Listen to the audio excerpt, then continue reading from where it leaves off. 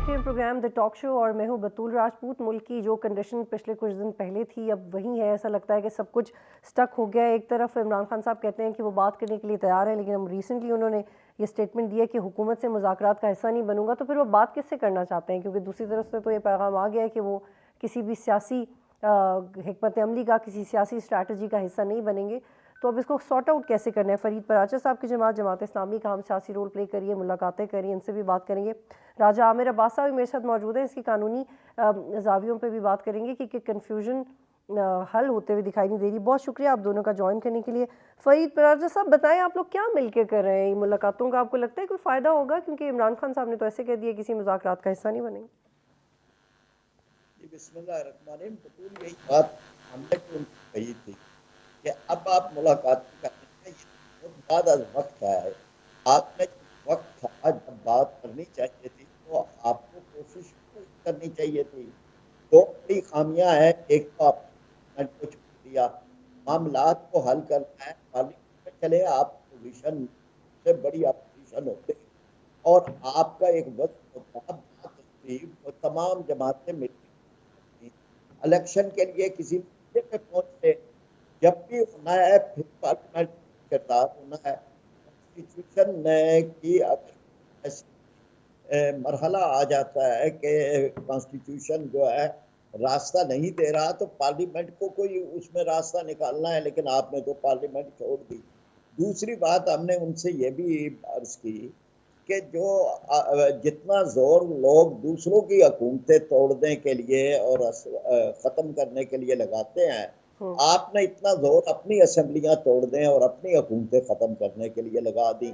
यानी अगर आप ये न करते कि ये पंजाब की हुकूमत, पंजाब की असेंबली जो आपकी अपनी थी, आपकी अक्सरियत थी, आप वहाँ पे, और इसी तरह खैबर की अगर आप न करते तो आज ये बहरान इस अंदाज का तो ना होता कि जिससे अदालत भी नहीं निकाल पा रही और जिसमें अदालत तकसीम हो गई है। आप इस अंदाज में 1977 के बाद ये एक हमारा कौमी इज्तिमाई शऊर था कि इंतखाबात एक दिन में होने चाहिए, कौमी सूबाई। पहले 5-5, 6-6, 9-9 दिन के भी वक्फे थे। तो इसमें जब ये हुआ तो इस दौरान अब जितने भी इंतखाब हुए वो एक ही दिन हुए। और जैसे कि हम मुख्तलिफ इकाइयों की एक वहदत है, तो हमें तो और ज्यादा इस बात की जरूरत है कि कोई अलग अलग डिफरेंट डिफरेंट मैसेज ना जाए। मसलन पंजाब में जो है वो पहले हो जाए, खैबर में बाद में हो जाए। तो इस सारे का नतीजा यही था कि जी आप अब अगर कोई मिल के आप कोई हल देखते हैं और उसको ले आते हैं तो उसके लिए पहली शर्त तो फिर डायलॉग है। डायलॉग जमात इस्लामी से नहीं, डायलॉग हुकूमत के साथ, आपके पीडीएम के साथ आपके होने हैं। हम तो आइन की बालादस्ती चाहते हैं, हम तो अदलिया का वक़ार चाहते हैं, हम तो इंतखाबात क्या को शफाफ चाहते हैं, उनको यकीनी बनाना चाहते हैं और वक्त के ऊपर करना चाहते हैं और एक ही दिन में करना चाहते हैं। तो हमारी तरफ से इन चीज़ों में अगर आप कोई पेशरफ्त करेंगे तो और उस सिलसिले में कोई भी बात होगी तो हमारी तायीद हो सकती है, लेकिन हम अपनी मशावरत के बाद ही इस के बारे में, या आपकी तरफ से कोई चीज़ आएगी तो फिर हम इस बारे में कोई बात कर सकेंगे। ये लेकिन था एक तरफ ये बात हो सिराजुल रही हक थी पहले साहब कि पैसे की नहीं आदत है, है। सिक्योरिटी नहीं है, हालात ख़राब हैं। अब अचानक से ये मौक़िफ़ इख्तियार कर लिया कि एक ही दिन में तीनों के इलेक्शंस करवाएं। ये वाज़े करता है कि आपकी कोई एक सियासी पोजीशन नहीं है। क्या वो अब इंटेलिजेंस एजेंसीज को ज़्यादा अहमियत दें जो कह रही थी कि साजगार नहीं है हालात इलेक्शंस के लिए, या आपकी इस चॉइस को कि तीनों दिनों में, एक ही दिन में तीनों के इलेक्शंस करवाएं? नहीं, हमने तो कॉन्स्टिट्यूशन की बात की है और मुल्क के हालात से निकालने की बात की है। इसमें कोई खुफिया इतलात नहीं है, न कोई एजेंसियों की बात है। मुल्क के हालात को ठीक करना हुकूमतों की जिम्मेदारी है और जो भी बरसर इक़्तिदार हुकूमत होगी वो निगरान होगी या इस वक्त के हुक्मरान है जो भी होंगे, उनकी जिम्मेदारी है कि वो अमन कायम करें ताकि इंतखाब हो सके। और उसके लिए एक दिन के अंदर होने से ज्यादा अमन कायम होने का जो है इम्कान होता है, इसलिए कि हर कोई अपनी जगह मसरूफ होता है और कोई भी किसी दूसरी जगह मुदाखलत करने के लिए फारग नहीं होता। तो इस लिहाज से तो इंतखाब एक दिन में होने कई लिहाज से बेहतर है। ठीक है, अब मेरे साथ ही रहिएगा। राजा आमिर अब्बास साहब, ये जो इमरान खान पहले कहते हैं कि बात करनी है, फिर कहते हैं मैं अब किसी से बात नहीं कर सकता, इस सूरत हाल में गवर्नमेंट की भी अपनी पोजीशन फ्लक्चुएट कर रही है। पहले कहते हैं कि हुकूमत के लिए एनवायरनमेंट इस वक्त रीज़नेबल नहीं है, माशी हालात को लेके इंटेलिजेंस एजेंसीज की रिपोर्ट, और अब उन्होंने एक ये नई सियासी ऑप्शन दी है कि इकट्ठे इलेक्शंस करवा लें, एक ही दिन में इलेक्शंस का मुतालबा करें। नहीं, अब देखिए ना, डायलॉग किस लिए करना है? डायलॉग इसलिए करना है कि एक तरफ कहा जा रहा है कि जी एक ही रोज में इलेक्शंस होने हैं, दूसरी तरफ ये बात है कि आईन पाकिस्तान क्या कह रहा है कि जी अगर कोई सूबाई असेंबलीज डिसॉल्व हो जाती हैं तो फिर 90 दिन से ज्यादा उनका जो हुकूमत होगी केयर टेकर्स की, उसकी कोई कानूनी हैसियत नहीं होगी, और आईन पाकिस्तान इजाजत नहीं देता कि 90 डेज से ज्यादा जो डिले हो इलेक्शंस का प्रोविंशियल असेंबली का। अब एक दिन में कराने का जो सूरत हमें नजर आ रही है वो यही है कि जी कौमी असेंबली को भी डिसॉल्व कर दिया जाए और एक दिन की तरफ बढ़ा जाए कि जनाब करीब से करीब तक, जैसे सुप्रीम कोर्ट ऑफ पाकिस्तान ने कहा कि इलेक्शंस की तारीख आप तय कर लें, लेकिन अगर जो इलेक्शन कमीशन ऑफ पाकिस्तान ने तारीख दी है 8 अक्टूबर की, उस पे तो सुप्रीम कोर्ट ऑफ पाकिस्तान बिल्कुल हैरान और परेशान है कि ये किस कानून के तहत, किस अथॉरिटी के तहत, कौन सी चीजों को सामने रखते हुए इन्होंने 8 अक्टूबर की डेट दे दी। और फिर सुप्रीम कोर्ट उसमें ये पूछती रही उनसे कि जी ये बताइए कि 8 अक्टूबर की क्या गारंटी है कि जो आपने कहा फाइनेंसिस नहीं है और सिक्योरिटी के इश्यूज हैं, क्या ये 8 अक्टूबर तक सही हो जाएंगे? तो मैं नहीं समझता कि ये वो एक्सक्यूजेस हैं कि जिससे ये बात कोई सुप्रीम कोर्ट को कन्विंस कर सके कि जी ये रीजंस हैं और इस वजह से डिले हो रहा है। अब सुप्रीम कोर्ट के पास सिर्फ यही है कि वो आईन पाकिस्तान को देखे वो क्या कहता है। अगर आईन पाकिस्तान ये कहता है कि जी 90 दिन में होने हैं, जिस पे लाहौर हाई कोर्ट का फैसला आ गया, पहले सुप्रीम कोर्ट ऑफ पाकिस्तान का फिर फैसला लेकिन आया। राजा आमिर अब्बास साहब, ये तो वो बातें जो कही जा चुकी हैं, लेकिन ऐसा हो नहीं रहा ना। इलेक्शन कमीशन एक पोजीशन ले लेता है, फिर नवाज शरीफ साहब ने एक प्रेस कॉन्फ्रेंस किया, इमरान खान ने एक पोजीशन ले ली है। जिन फैक्टर्स ने मिलकर ये सब मटेरियलाइज करवाना है उनमें कंसेंसस तो दूर की बात, हमांगी तो दूर की बात, वो तो बात करने को तैयार नहीं है। इसके बगैर इतनी बड़ी एक्सरसाइज कैसे होगी? जी जब सुप्रीम कोर्ट ऑफ पाकिस्तान के पास चला गया और जब आईन पाकिस्तान की इंटरप्रिटेशन की बात होती है कि जी इस मसले को हल आईन पाकिस्तान के तहत करना है, तो आईन पाकिस्तान की इंटरप्रिटेशन सुप्रीम कोर्ट का हक है और हम कल तक इंतजार करते हैं। मुमकिन तौर पे कल इस चीज का फैसला आ जाएगा और जो भी फैसला आता है फिर वो हर फरीक को मानना चाहिए। जो सुप्रीम कोर्ट ऑफ पाकिस्तान, जिसको हम फाइनल आर्बिटर कहते हैं, फाइनल सालिस है, फाइनल डिसाइड करने वाली है, उसका फैसला आ जाए तो फिर ये बात कहनी कि जी हम सुप्रीम कोर्ट का फैसला नहीं मानेंगे, this is something very unfortunate. और ये एक ऐसी बात है कि जिससे मुल्क के अदारों में एक ऐसी बात हो कि हुकूमत खुद, जो कि एग्जीक्यूटिव एक पिलर होता है अपने। लेकिन राजा साहब ये बताइएगा कि अब ये जो जुडिशल रिफॉर्म हुआ है, आपको लगता है कि ये इजीली मटेरियलाइज हो जाएगा चीफ जस्टिस और उनके साथ बाकी 2 सीनियर जजेस का बैठना, और फिर उस पर किसी को एतराज नहीं होगा? रिफॉर्म जो बना है, ये एक्ट अभी तक फील्ड में नहीं है, अभी ये कानून की शक्ल में नहीं है। ये अभी तक सेनेट से पास हुआ है, सदर साहब के पास गया है, सदर साहब के पास 10-15 दिन का क्वेश्चन होता है, वो होगा, उसके बाद ये दोबारा आएगा। तो इसका ये जो मौजूदा केस चल रहा है इससे किसी किस्म का कोई ताल्लुक नहीं होगा। और मैं नहीं समझता कि ये जो कल परसों जो डिसीजन हम मुतवक्का देख रहे हैं उसको इस एक्ट के जरिए किसी की कोई इशू आएगा या कोई उसमें रुकावट होगी। इस एक्ट का मौजूदा बेंच की फॉर्मेशन से, मौजूदा जो पिटीशन पड़ी हुई है उससे कतन कोई ताल्लुक नहीं है। फरीद पराचा साहब, अब आप क्या एक्सपेक्ट करें कि सालसी का किरदार अब कौन अदा करेगा? कल का दिन भी गुजर गया, परसों का दिन भी, इतनी बड़ी डेवलपमेंट हो गई, कोर्ट के अंदर से मुख्तलिफ तरह के आर्ग्यूमेंट सामने आ रहे हैं, आप में से कौन बॉदर कर रहा है? किस सियासतदान को सबसे ज़्यादा ये बॉदर कर रहा है?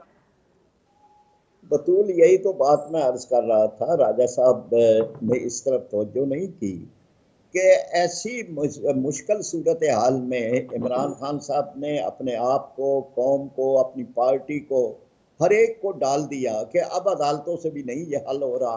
देखे ना, 90 दिन में इलेक्शन होना चाहिए, इनका तकाजा है। अब 90 दिन के इलेक्शन के लिए ये बहाल हो जाता है 30 अप्रैल का इलेक्शन, तो क्या मुल्क के अंदर ये बहरान खत्म हो जाएगा? निगरान हुकूमतों को तस्लीम नहीं किया गया, यही निगरान हुकूमतें इलेक्शन करवाएंगी। इस इलेक्शन के अंदर अगर पीटीआई के बरक्स दूसरा कोई जीत जाता है, क्या वो इलेक्शन तस्लीम हो जाएगा? क्या फिर उसके बाद इस सब का असर खैबर के अंदर क्या पड़ेगा? तो गोया कि ये बात जो है, ये कम अज कम एतराफ़ तो कर लें कि इतनी मुश्किल सूरत हाल में डाल दिया मुल्क को, कौम को, अपनी पार्टी को, अपनी मकबूलियत को, कि आप अगर ये जल्दबाजी न करते कि आप अपनी हुकूमतें ख़त्म करते, आपकी हुकूमतें थी, आपको क्या खतरा था, अगर वो न करते तो आज इस मुश्किल सूरत हाल में न होते। फिर सारे मिल के, जिसमें जमात इस्लामी भी शामिल होती, कि हम वक्त मुकर्रर पर इलेक्शन करवाने के लिए एक पूरा जोर लगता और शफाफ इलेक्शन के लिए तैयारी होती। जो इलेक्शन कमीशन के या इलेक्शन के रूल्स के अंदर खामियां हैं वो मिल के दूर करते। तो अब जो सूरत हाल है उसमें तो अगर ये मसलन कल का फैसला हो जाता है 30 अप्रैल का इलेक्शन बहाल हो जाए, तो क्या उसके साथ मुल्क का बहरान खत्म हो जाएगा? क्या ये फिर बहरान और गहरा तो नहीं हो जाएगा? और इस बहरान के गहरे होने का फायदा कौन उठाएगा? इसलिए हम ये समझते हैं कि डायलॉग ही इसका हल है, पार्लियामेंट हल है। यानी ऐसी मुश्किल सूरत हाल हो जाए तो बाज़ औक़ात फिर पार्लियामेंट हल निकालती है। जैसे मार्शल लॉ के बाद फिर पार्लियामेंट ने ही उनके सारे जितने भी उनके इक़दामात थे उन पर फिर पार्लियामेंट ने जो है वो डिसीजन लिए और आइन का हिस्सा वो चीज़ें बनी। तो इस तरह से बाज़ चीज़ों के लिए पार्लियामेंट का किरदार है।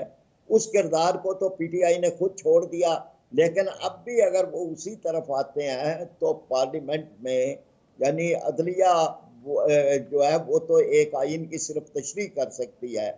अदलिया जो है वो एग्जेक्टिव का किरदार या पार्लियामेंट का किरदार तो नहीं अदा कर सकती।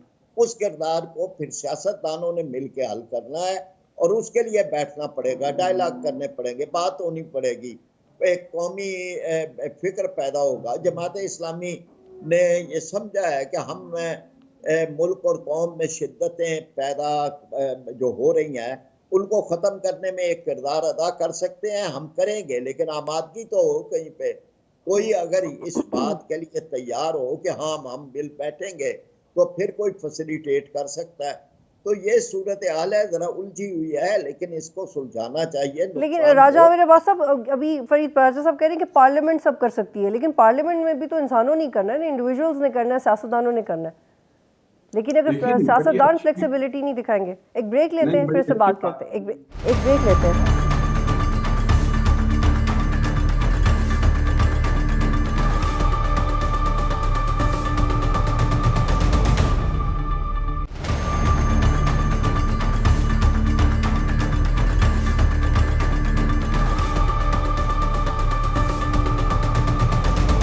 प्रोग्राम में खुश आमदीद जी। राजा आमिर अब्बास साहब, आप काइंडली जवाब दीजिएगा कि पार्लियामेंट के फ्लोर को यूटिलाइज कौन करेगा फिर?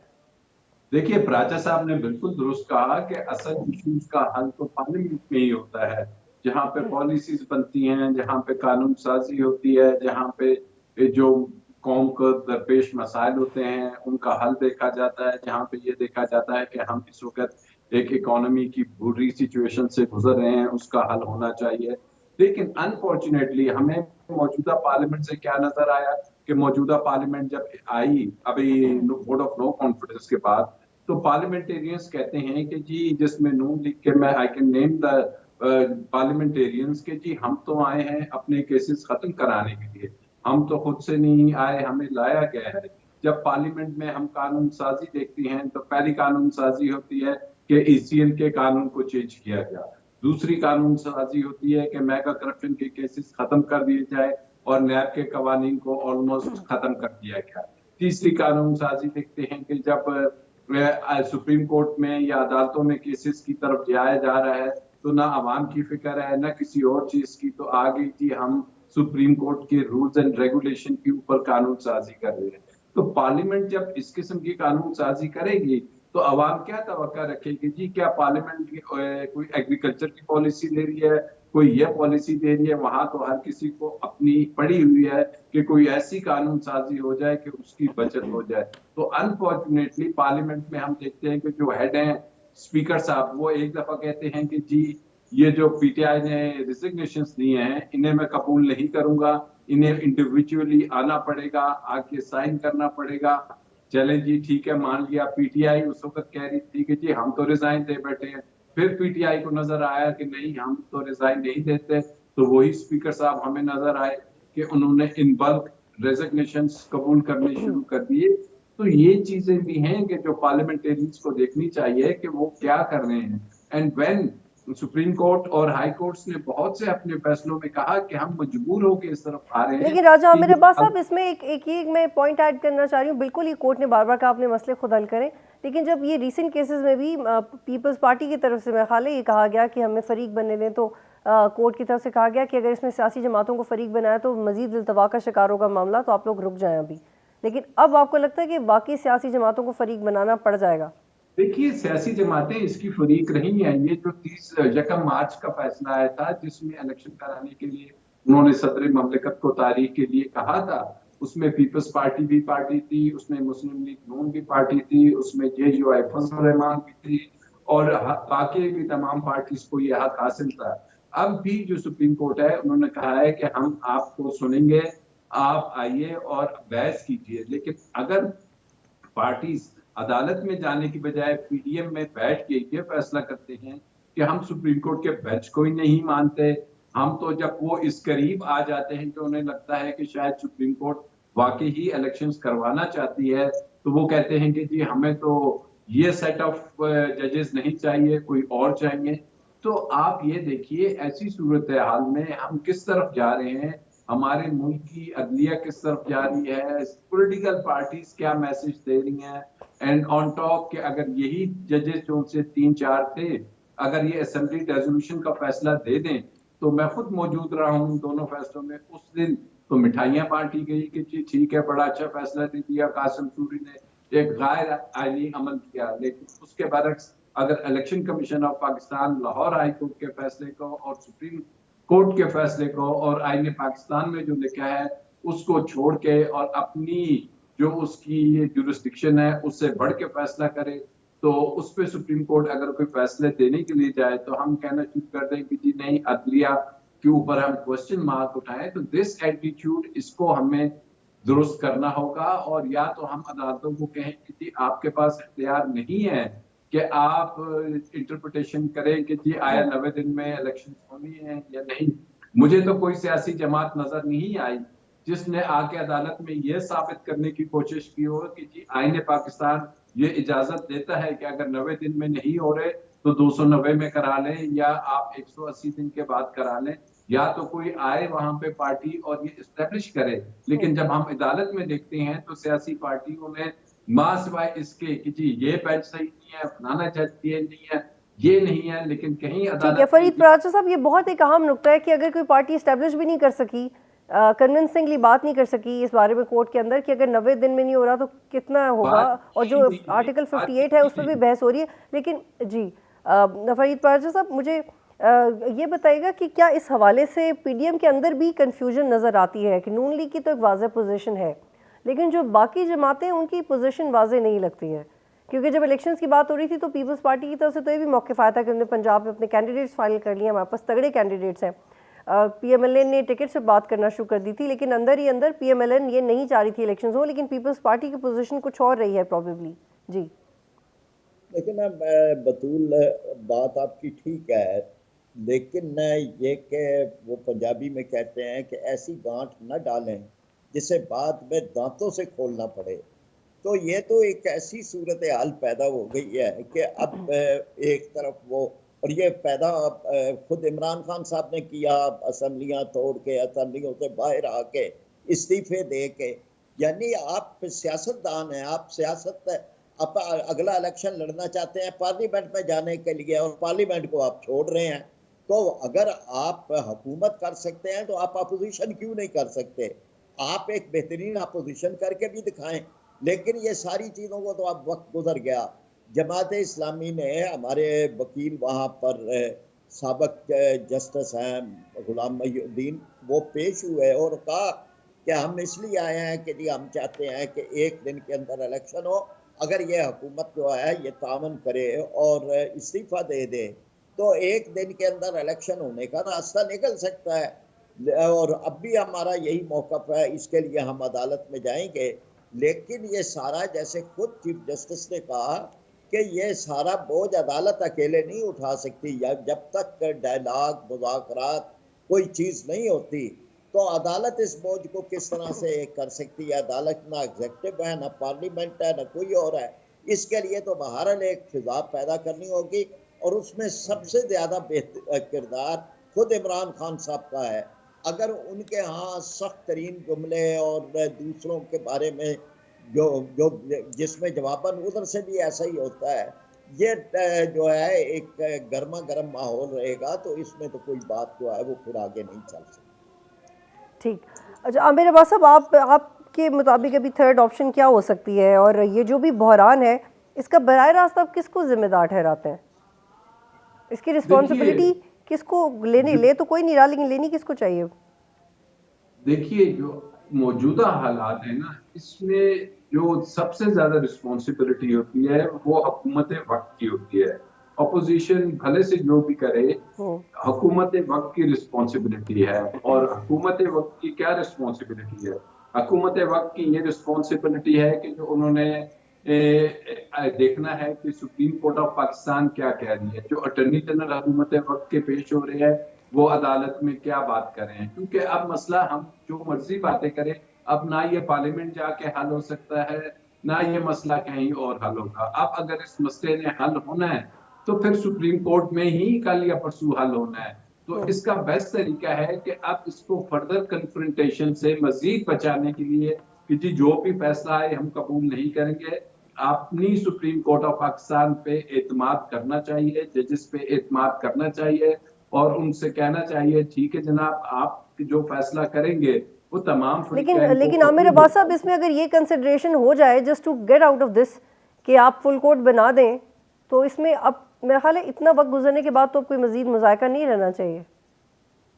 देखिए, इतना वक्त गुजरने के बाद इसकी जो बात है कि चीफ जस्टिस ने ये बनाना है, ना मैंने बनाना है ना आपने। और चीफ जस्टिस ऑफ पाकिस्तान के पास इख्तियार है कि जी क्या वो किसी जमात के कहने पे फुल कोर्ट बना सकते हैं। क्या वही अदालत जब कासिम सूरी का फैसला दे रही थी तो उस वक्त ये दुरुस्त थी अदालत? और अब अगर ऐसे तो कल को हर कोर्ट पे, और फिर इन्होंने जो अभी अपील का राइट दिया है कि अंडर आर्टिकल 184(3) में फैसले के बाद अपील का हक होगा। अपील किसके पास जाएगी कि जी जो पहला बेंच है उससे बड़ा और मुख्तलिफ बेंच होगा। आप मुझे बताइए, अगर फुल कोर्ट फैसला दे देता है एक, तो फिर उसके बाद अपील के लिए क्या हम कोई हिंदुस्तान की अदालत में जाएंगे? क्योंकि यहाँ तो सारे जज बैठ गए, उन्होंने एक फैसला दे दिया, अपने फैसले के ऊपर खुद ही अपील सुनेंगे। तो दीज आर द कंडीशंस के जो इन्होंने एक ऐसी जिसको कहते हैं डायरेक्शनलेस बातें शुरू कर दी हैं। क्यों हम अपनी सुप्रीम कोर्ट पे एतमाद नहीं करते? क्यों हम अपनी अदलिया से खाइफ हैं? अदलिया को फैसला करने दें। ठीक है, एक और इसमें जाविया ऐड करना चाह रही हूँ। फरीद पराचा साहब, आपकी जमात ने भी ऐसे अदवार में बड़ा काम किया है जब अमरीकियों का बड़ा इन्फ्लुएंस रहा है पाकिस्तान के अंदर। इमरान खान ने कहा कि जनरल बाजवा ने अमरीकियों को मेरे ख़िलाफ़ इस्तेमाल किया। दूसरी तरफ अमरीकी सेनेटर्स इमरान खान की फेवर में बयानात देते हैं। तो क्या वाकई ऐसा कुछ चल रहा है, और इमरान खान वाकई एक स्ट्रॉन्ग लॉबी चाह रहे हैं, ये इनके काम भी आएगी या नहीं? फरीद पराचा साहब। लेकिन यानी अब इस बात में कोई वजन तो नहीं है। यानी इकदामात तो उन्होंने अपने दौरे इक़्तिदार में वो किए कि जो पाकिस्तान यानी अमेरिकन को फ़ायदा पहुंचाने वाले थे, या अमेरिकन ने कम अज़ कम उनके जो मुशीरों की एक बहुत बड़ी तादाद थी वो अमेरिकन नेशनल थे या दोहरी शरीयत रखते थे। तो कोई ऐसी बात तो हमें नहीं नजर आई कि अमेरिका उनसे बड़ा नाराज हो गया और उन्होंने पता नहीं क्या उसको नुकसान पहुंचा दिया। चाइना का तो एक समझ आता था कि सी पैक जो है उसको स्लो कर दिया गया, और चाइना का हमारे साथ नाराज होना वो समझ आता है। इसी तरह सऊदी अरब में एक ऐसा मौका पैदा हो गया कि उनके यहाँ भी ज़ाती लेवल पे एक नाराज़गी का एक माहौल बन गया जो अब तक चल रहा है। तो लेकिन अमेरिका को क्या इन्होंने, यानी आपने वजह कहा है कि इस मुल्क में मुखालफत की है तो जमात इस्लामी ने की है। हमने गो अमेरिका गो की तहरीक उठाई, हमने हवाई अड्डों पर जो उनको दिए गए जैकबाबाद वगैरह उनके बाहर हमने मुजाहरे किए, हमने ड्रोन हमलों की मुखालफत की उनके खिलाफ, और जो कुछ हमारे बस में था हम। जी राजा आमिर अब्बास साहब, आप बताइएगा कि ये जो नैरेटिव है ये चलेगा, और ये पाकिस्तान की सियासत की अब भी ऐसा है, या ये पुरानी और ऑर्थोडॉक्स किस्म की अप्रोच है जो अंडर डिस्कशन आ जाती बार बार? देखिए, बात यह है कि सियासत में नैरेटिव वो चलता है जो आवाम बाय करे, और हमने देखा कि जब इमरान खान साहब की हुकूमत तो उन्होंने जो नैरेटिव दिया वो दिया कि जी इसमें साजिश है और गैर मुल्की साजिश है। उसका नतीजा हमने देखा कि वो जब अवाम में लाए तो यकीनी तौर पे हमें नजर आया ग्राउंड पे कि अवाम ने उस चीज को पाया किया है, और उनके जो जलसे हुए 30-40 एक दफा हुए और उसके बाद हुए, तो उसमें अवाम की कसीर तादाद हमें नजर आई और उनको पज़ीराई मिली, जिसका नतीजा हमने पंजाब में असेंबली इंतखाबात और नेशनल असेंबली के बाई इलेक्शंस में भी देखा कि वो बड़ी मेजोरिटी से जीते। दूसरी तरफ हुकूमत ने जो नैरेटिव दिया था पीडीएम ने, वो ये दिया था कि हम असेंबली में ये जो गवर्नमेंट चेंज हुई है इसलिए आए हैं कि ये महंगाई को हम खत्म करेंगे और बैड गवर्नेंस को खत्म करेंगे। तो उसमें जब मुल्क की बाशऊर अवाम ने देखा कि जी महंगाई को खत्म करने के लिए इनकी हुकूमत आई है, तो वो महंगाई का लेवल आपके भी सामने आ गया, हमारे भी सामने आ गया, अवाम के सामने आ गया, और गवर्नेंस की सूरत हाल भी हमें सारी नजर आ रही है कि गवर्नेंस कहाँ बेहतर हुई। तो बात यह है कि बयानिया वो होता है जो बिकता है, और फिलहाल इमरान खान साहब की जो पॉपुलैरिटी है वो जो हुकूमत में थे उस वक्त गालिबन इतनी नहीं थी जितनी उनकी पॉपुलैरिटी का ग्राफ इस वक्त ग्राउंड पे बढ़ चुका है, और लग रहा है कि डे बाय डे वो बढ़ता जा रहा है हुकूमत के नैरेटिव के फेलियर के बाद। जी यहाँ पे एक ब्रेक लेते हैं, उसके बाद बात करते हैं।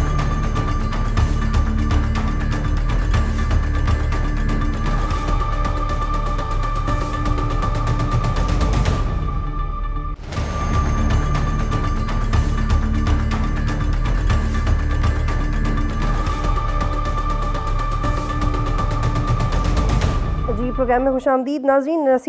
निसार चीमा साहब ने मुझे ज्वाइन किया नून लीग से। निसार चीमा साहब, आप लोग क्यों नहीं डायलॉग की तरफ बढ़ रहे हैं? आपको क्या रोक रहा है? अभी आमिर अब्बास साहब भी कह रहे थे कि जिम्मेदारी ज़्यादा हुकूमत वक्त की बनती है क्योंकि आप हुकूमत हैं।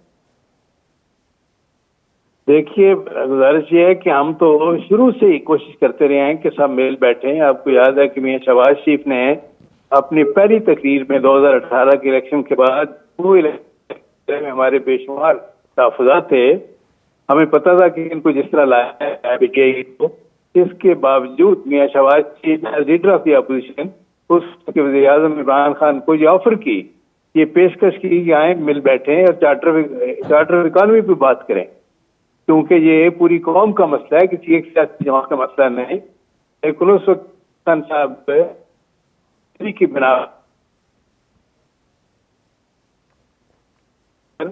और अपनी फरमानियत और रौनक की वजह से हमारा दस्ते तावन जो था उसको झटक दिया, रौनक के साथ, हकारत के साथ। आज फिर हम बार बार हमने दावत दी है, तो खुद वज़ीर आज़म साहब ने कहा है, हमारी पार्टी ने कहा है, हुकूमत ने, पीडीएम की हुकूमत ने कहा है कि हम चाहते हैं चाहे मिल बैठे, लेकिन ये है कि मिल बैठने के लिए पहले से शर्तें आयद करना दुरुस्त नहीं है। यहाँ और मिल बैठे और आके सारे जो पॉइंट्स हैं, सारे इश्यूज हैं, सारे मसाइल जो इस वक्त जिनका हमें सामना है उनके बारे में आके बात करें जी। बशमूल इलेक्शन के, इंक्लूडिंग इलेक्शन के, हर बात पे बात हो सकती है, हर मसला जो है उसका हल निकल सकता है बशर्ते के ये अपनी अना से निकले। लेकिन इस वक्त तो अना आप लोगों की भी लग रही है ना निसार चीमा साहब? अना तो नहीं, हम तो देखें, हम तो फराख दिली के साथ कह रहे हैं कि आए मिल बैठे और आप मिलकर फैसला करें। हम तो कह रहे हैं कि आए तो सही, लेकिन वो कहें कि जी पहले से ये शर्त तय करें कि हमने इलेक्शन की डेट लेके उठनी है, ये इतना मुनासिब नहीं है। शर्तें तय ना करें और ये भी आए। और दूसरा मैं ये कि मैं बड़े मुअद्दबाना गुजारिश करता हूँ सुप्रीम कोर्ट के चीफ जस्टिस साहब से कि इस वक्त पूरी कौम सुप्रीम कोर्ट की तरफ देख रही है मुल्क की सबसे बड़ी अदालत है, कितना आसान काम है। क्या उसमें मसला है कि अगर ये फुल कोर्ट बनाए, तमाम जजेस जो इस वक्त सुप्रीम कोर्ट में हैं सारे मिलकर फैसला करें, सारे ये मामला सुने और इसका हल पूरी कौम को दें, और जो वो फैसला करेगी पूरी कौम के सामने होगा। फुल कोर्ट, सुप्रीम कोर्ट का फुल कोर्ट जो है, जो फैसला करेगा पूरी कौम को उस पर एतमाद होगा, पूरी कौम उसे तस्लीम करेगी। लेकिन निसार तो चीमा इसमें क्या साहब, रुकावट है? पीटीआई यही माजी में एतराज़ करती थी कि आप जिस तरीके से दावत देते हैं, आप जिस तरीके से कहते हैं कि आए बैठ के बात करें, वो मुनासिब नहीं है। कोई बाकायदा तरीकाकार होना चाहिए। आप कहें कि नहीं, ये आप ये फरमाइए जगह है, ये तरीका वक्त कौन है, सा होना इतने चाहिए? लोग आप लोग आए और हम बात करते हैं, बाकायदा वो दावतनामा चाहते हैं आपसे, आप इस तरह कर लें। नहीं, दावतनामा किस तरह के जाते हैं? मैंने जिस तरह गुजारिश की कि हमने ऐवान में खड़े होकर मियां शहबाज शरीफ ने कहा क्या चार्टर ऑफ इकॉनमी बात करें, तो वो किस तरह का दावतनामा चाहते थे उस वक्त? अब भी ये हम तो कह रहे हैं कहीं मिल बैठे और हम हर मामले पे बात करने के लिए तैयार हैं, इंक्लूडिंग इलेक्शन। लेकिन आए तो सही, अपनी अनापरस्ती से निकले और कौमी मुफाद में सोचे, अपनी ज़ाती और सियासी मुफादात की भेंट न चढ़ाएं कौमी मुफादात को। जी फरीद पराचा साहब, अभी ये तो कह रहे हैं कि निसार चीमा साहब कह रहे हैं कि हम इस तरह ही बात कर सकते हैं, तो फिर इसमें कमी क्या है? इस बात में बात आगे क्यों नहीं बढ़ी फिर, अगर इस तरह ही बात कर रही है और यही मुनासिब तरीका है तो? जी राजा आमिर अब्बास साहब, आप इस बात का जवाब दीजिएगा कि फिर क्या मसला है? अगर गवर्नमेंट ये कह रही है कि हमने तो आपको चार्टर ऑफ इकोनॉमी के लिए भी बुलाया था, अभी भी बात करने के लिए बुला रहे हैं और फिर कन्विंस नहीं हो रहे, तो फिर क्या कर सकते हैं? नहीं, ये बड़ी अच्छी बात है कि बाहर डायलॉग इसके हल होनी चाहिए, और जैसे अभी उन्होंने कहा कि कुछ शराइत के अलावा बैठनी चाहिए, लेकिन दिल में ये रखिए कि साथ ही चीमा साहब ने कहा कि नहीं, हम सुप्रीम कोर्ट के सामने ये शराइत रख रहे हैं कि ठीक अगर 12 फुल कोर्ट बनेगा तो हम मानेंगे, और अगर 3-4 या 3 का ये बेंच है तो वो हम नहीं मानेंगे। इस मुल्क की जो सबसे बड़ी अदालत है उस पे आपने एक रिक्वेस्ट कर दी कानूनी तरीके से, फिर उस फुल बेंच बनाना या ना बनाना आईन पाकिस्तान सुप्रीम कोर्ट जिसको इजाजत देता है चीफ जस्टिस ऑफ पाकिस्तान को, फिर उस पर छोड़ दें। मैंने पहले भी अर्ज किया कि यही जजेस थे कि जिन्होंने कासिम सूने वाले केस में फैसला दिया हुआ है। तो ये कहना कि जी फुल कोर्ट अगर बनेगी और वो फैसला देगी तो माना जाएगा, अगर चीफ जस्टिस और 2 जजेस ने फैसला दिया तो वो नहीं माना जाएगा, तो फिर किस चीज का डायलॉग? फिर बात यही है कि अब तो वैसे भी डायलॉग का वक्त मेरे ख्याल में काफी गुजर चुका है, क्योंकि सुप्रीम कोर्ट ने 2-4 दिन दिए थे। तो अब लेट्स सी कि कल या परसों सुप्रीम कोर्ट क्या फैसला देती है और उसके बाद किस तरफ सियासी सूरत हाल जाती है। लेकिन राजा मेरे अब्बास साहब, आप खुद भी लॉ एक्सपर्ट हैं, आपको लगता है कि सुप्रीम कोर्ट की से में इतना से रह गया है कि वो जो कह रहे हैं वो करें?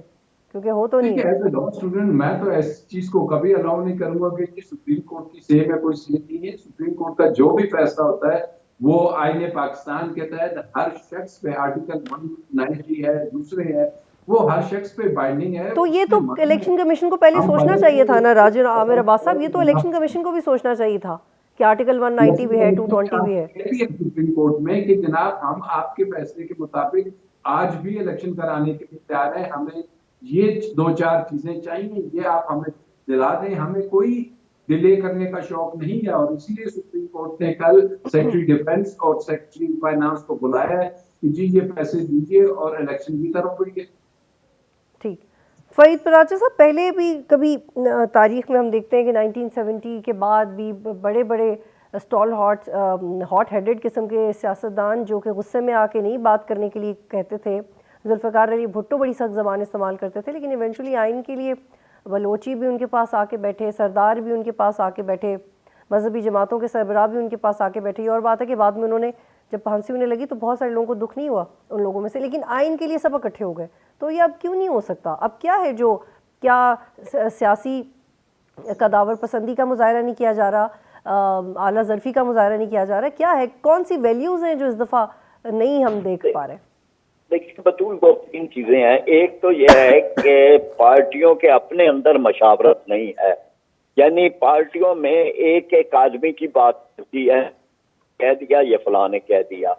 अब ये कि जब इसके बाद फिर कोई मशावरत नहीं है, यानी किसी ने अपनी असम्बलियां तोड़ते हुए कोई मशावरत नहीं की, किसी ने इख्तियार लेते हुए कोई मशावरत नहीं की, यानी दूसरी पार्टियों से तो है लेकिन अपनी पार्टी के अंदर मशावरत नहीं है। एक तो बहुत बड़ी बात यह है, अब जैसे जमात इस्लामी है तो हमारी एक शूरा है, हम हर चीज डिस्कस करते हैं, हम उसके बाद किसी नतीजे पे पहुंचते हैं। यानी हम अपने अमीर को भी ये इख्तियार नहीं देते कि वो कोई फैसला तनहा वो करे, और ना वो करते हैं। तो एक बात तो ये हुई है।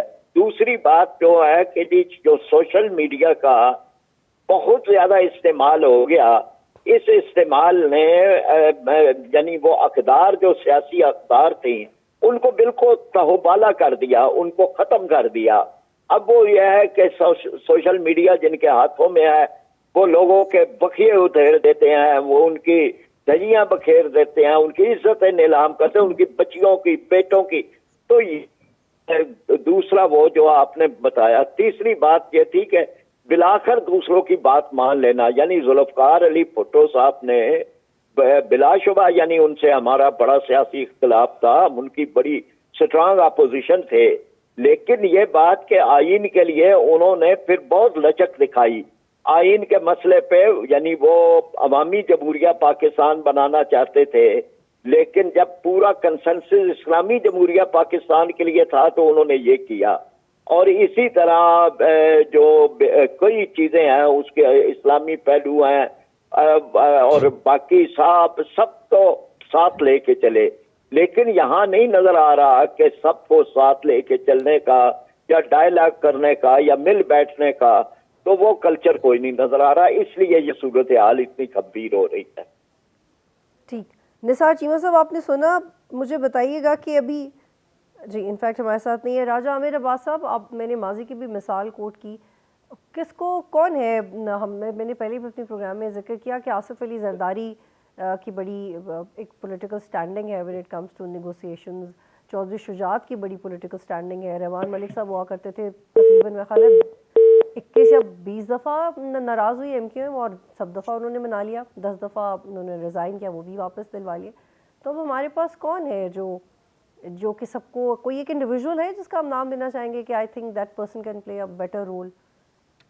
देखिए, अनफॉर्चुनेटली ये पोलराइजेशन इतनी बढ़ गई है कि इसको तमाम सियासी जमातें मिल बैठ के ही कम कर सकती हैं, और इसका जो वाहिद हल मुझे नजर आता है कि इसको कम करने के लिए आप सियासतदानों को छोड़ते हैं, अवाम को अख्तियार दे दें और अवाम के पास चले जाए, इलेक्शंस करवा लें पूरे मुल्क में, और यही वो वाहिद तरीक़ाकार है जिससे पॉलिटिकल इंस्टेबिलिटी खत्म होगी।